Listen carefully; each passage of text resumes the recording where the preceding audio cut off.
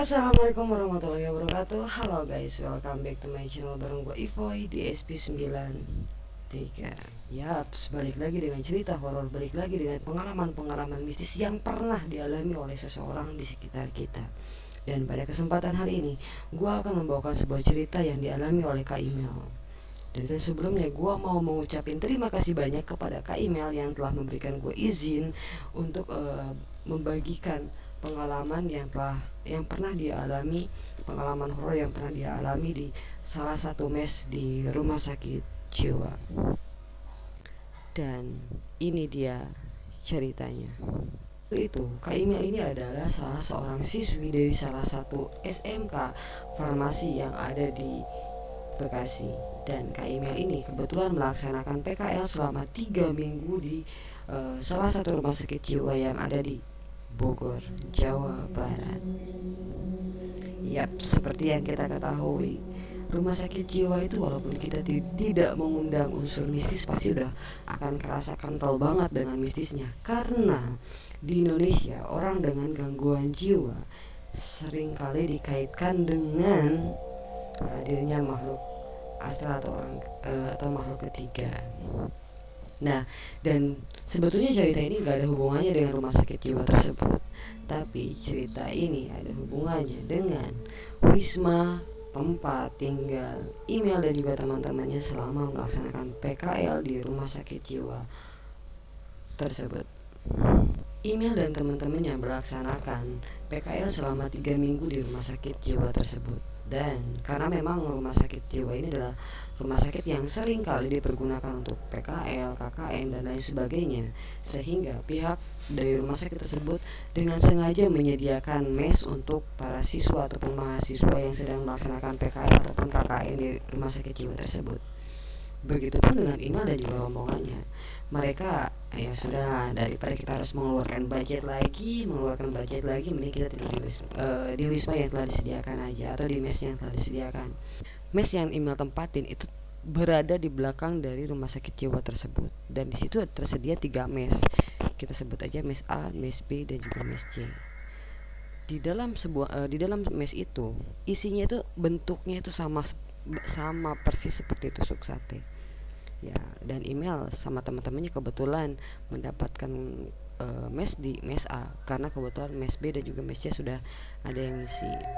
1 minggu pertama Imel dan teman-temannya melaksanakan PKL di situ, semuanya aman-aman aja, nggak ada hal-hal yang bikin merinding, nggak ada hal-hal yang bikin atau yang mengganggu mereka. Ya kalau kejadian-kejadian kalau misalnya hal-hal yang bikin merinding mungkin itu udah biasa ya, di semua tempat juga sama seperti itu.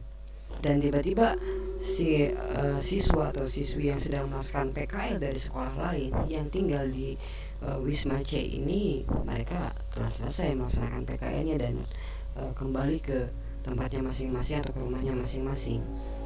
Dan mereka menitip pesan kepada Imel dan juga teman-temannya untuk selalu menjaga kebersihan selama di situ, untuk selalu tidak berbicara kasar atau tidak sompral ya, atau ya intinya menjaga tutur kata, bahasa, terus tingkah laku dan lain sebagainya.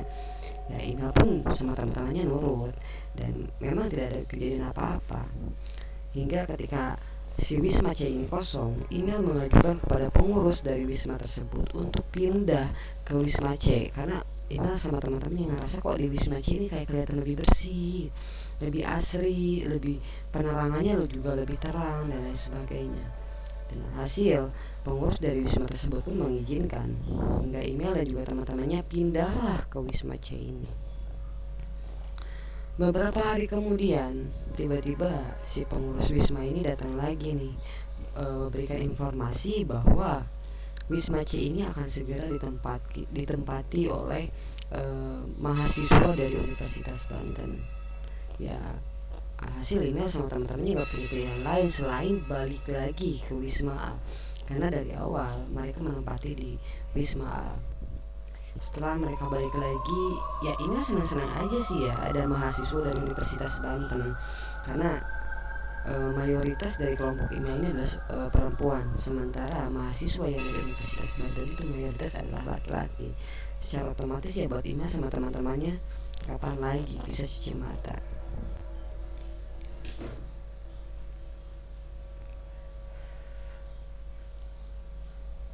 Tapi rasa senang email itu ternyata cuci matanya email dan juga teman-temannya kepada para mahasiswa yang baru menempati di Wisma C ini adalah awal dari sebuah teror. Kenapa bisa menjadi sebuah teror?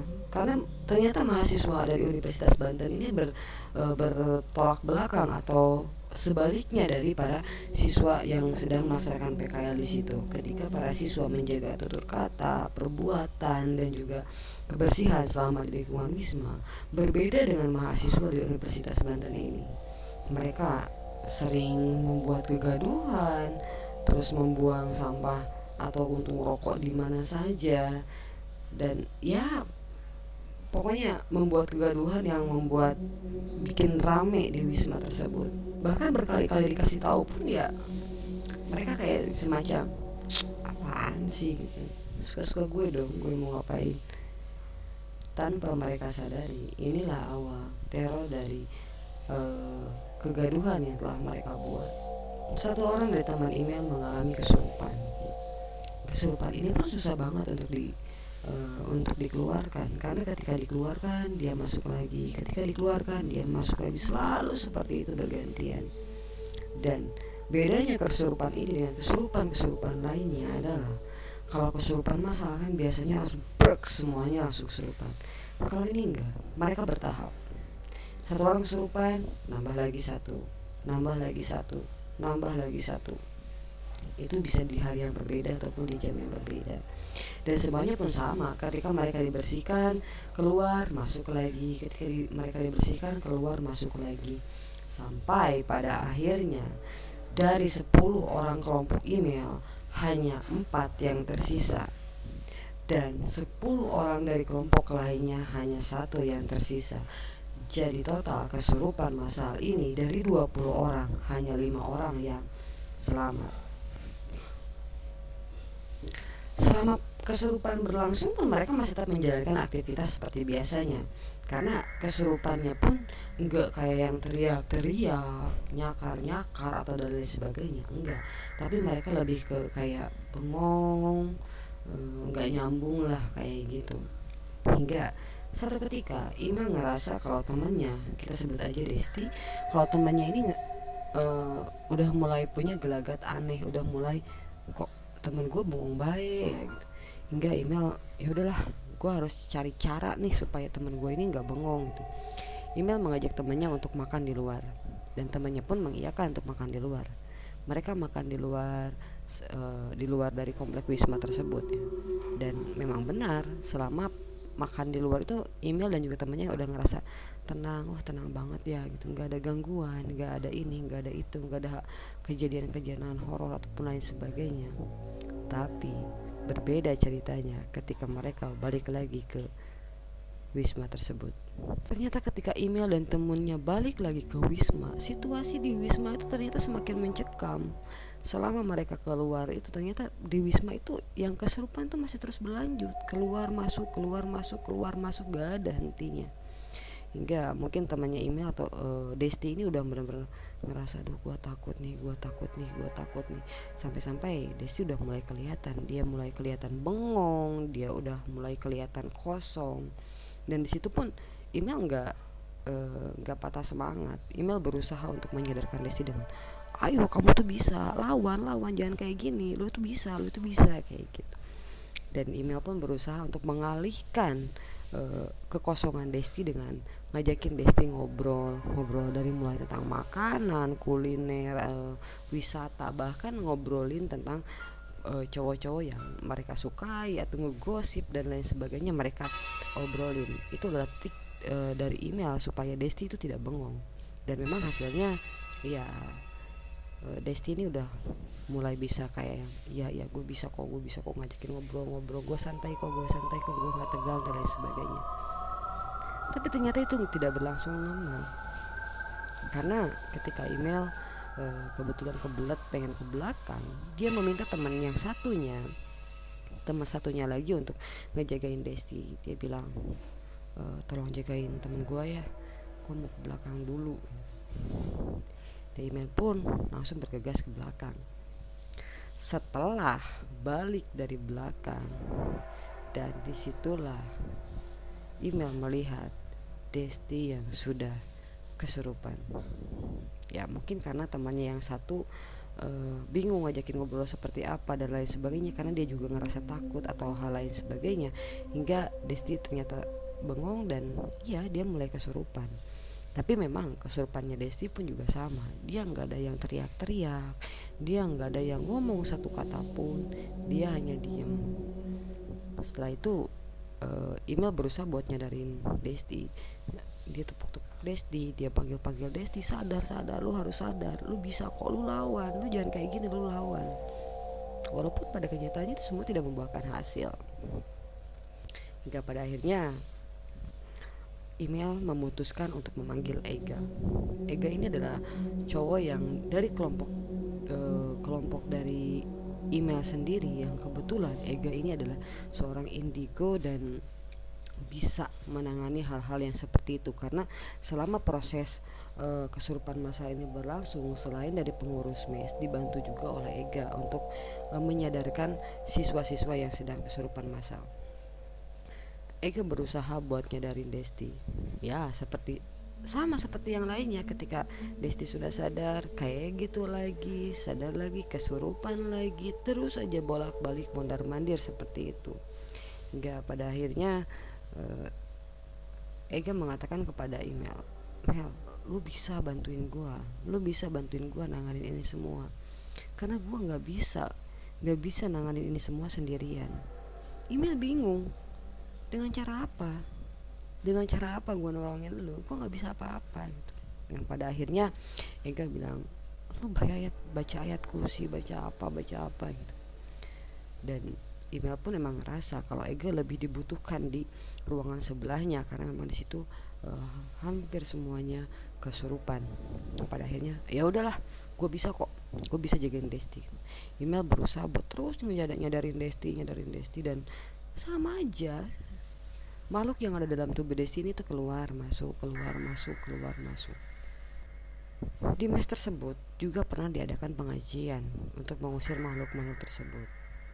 Dan sayangnya mahasiswa yang dari Universitas Banten ini dengan sompral dia mengatakan bahwa Alah, yang kesurupan itu cuman yang namanya lemah. Kalau yang namanya kuat ya nggak akan ya kesurupan.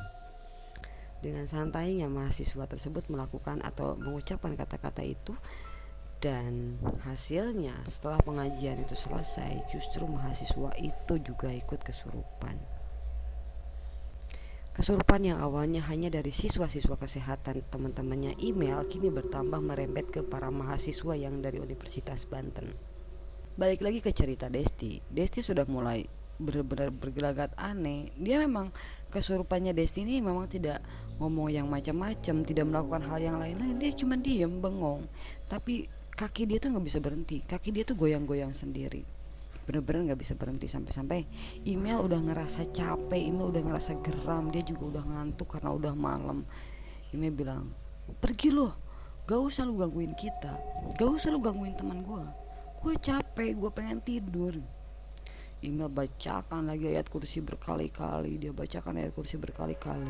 dan memang pada akhirnya alhamdulillah Desti sudah mulai bisa sadar, walaupun memang belum 100%, dan email pun bisa tertidur, walaupun tidurnya email pun tidak bisa nyenyak seperti sebelumnya. Malam yang mencekam ini sudah terlewati. Di pagi harinya email kebetulan PKL pagi-pagi bersama 6 orang temannya, total jadi 7 orang. Dia kebetulan dengan teman-temannya itu di bagian farmasinya kan, di bagian obat-obatan, dan ya udah mereka PKL seperti biasa. Namun ternyata ketika PKL pun semuanya sama. Teror kesurupan itu tidak hanya sampai ketika mereka di Wisma aja, ketika mereka di rumah sakit jiwa pun juga sama, ketika mereka PKL di bagian farmasi juga sama. Satu persatu dari teman-temannya ini merasa mual, muntah-muntah, terus keringat dingin, pusing, enek, dan lain sebagainya. Satu persatu dari 7 orang yang melaksanakan PKL itu satu dibawa ke UGD. Beberapa menit kemudian temannya yang satu izin lagi dibawa lagi ke UGD. Beberapa menit kemudian temannya yang satu izin lagi dibawa ke UGD. Sehingga dari 7 orang ini hanya email lah yang tersisa. Dokter di UGD pun merasa keheranan, kenapa kok bisa ini yang sedang melaksanakan PKL kenapa sekarang malah pada masuk ke ruang UGD gitu dan dirawat di ruang UGD sampai diinfus dan lain sebagainya. Diagnosa dokter pada awalnya bahwa mereka itu adalah keracunan makanan, sampai dokter tersebut menyampiri email dan bertanya kepada email, kamu makan makanan yang sama nggak dengan mereka? Email pun menjawab apa adanya, iya dok, saya makan makanan yang sama dengan mereka. Dokter tuh malah makin bingung, kalau misalkan ini keracunan makanan, kenapa yang lain bisa keracunan sementara kamu tidak? Padahal kamu dengan yang lainnya juga sama memakan makanan yang sama. Ya email pun cuma bisa ngejawab nggak tahu. Ternyata hari ini adalah hari puncaknya kesurupan massal. Ketika email selesai dengan PKL-nya, ya seperti biasa dia balik ke Wisma, dan di Wisma ternyata memang kesurupan itu lagi membabi buta, lagi banyak banget, semakin banyak banget yang kesurupan di Wisma tersebut, termasuk dari para mahasiswa dari Universitas Banten tersebut. Hingga ada satu momen ketika Ega mampu untuk berkomunikasi dengan makhluk yang masuk ke dalam salah satu tubuh siswa yang ada di mes tersebut. Ega ini bertanya, kamu itu siapa? Mau kamu itu apa? Kenapa kamu gangguin kita? Kenapa kamu bikin teror dengan kesurupan massal seperti ini kepada kita? Apa salah kita? Kalau memang kita punya salah, tolong maafkan kita, tapi tolong jangan ganggu kita. Dan ternyata makhluk ini tuh menjawab semua pertanyaannya Ega. Kenapa dia ngegangguin, kenapa dia gak mau pergi dari tubuh siswa-siswa ini. Ya itu semua kembali lagi, itu semua terjadi karena ulah para mahasiswa yang tidak bisa menjaga lisan dan juga perbuatan mereka selama di Wisma. Dan ternyata Wisma C ini adalah tempat tinggal daripada makhluk-makhluk yang kesurupan tersebut. Dan ternyata dulunya rumah sakit jiwa ini adalah peninggalan Belanda. Dan sampai sekarang pun bangsal-bangsal di dalamnya masih bangsal-bangsal zaman dulu, hanya mungkin ada renovasi sedikit-sedikit. Masih asli peninggalan Belanda dulu. Dan Wisma C ini adalah tempat tinggal salah satu keluarga di mana seorang ibu tuh di rumah tersebut itu pada zaman Belanda dulu dia menganiaya semua anak-anaknya di rumah tersebut. Dan rumah tersebut titiknya itu berada di Wisma C ini. Dia menganiaya anak-anaknya.